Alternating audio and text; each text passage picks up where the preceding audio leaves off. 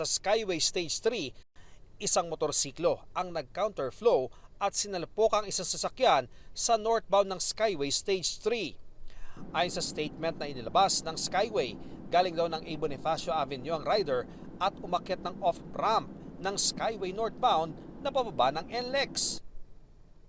Sinubukan pa raw itong harangin ng kanilang tauhan pero hindi umubra sa bilis umano ng motor na 80 kph. 60 kph lamang ang takdang bilis ng sasakyan sa Skyway Stage 3. Ang driver ng 150cc na motor tumilapon, lumalabas na nakainom daw ang rider. Nakita po natin na wala po siyang helmet na nagamit during the time. Oo, at may lisensya ba?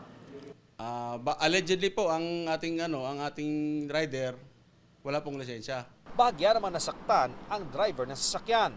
Nasa right of way man bilang proseso, ipinagharap pa rin ng HPG ng reklamo ang driver ng sasakyan sa Quezon City Prosecutor's Office.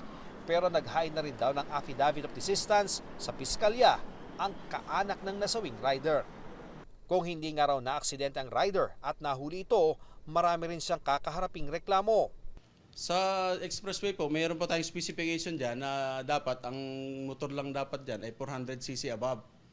So, yung ating rider, nakita naman natin na yun po, rider 150cc lang.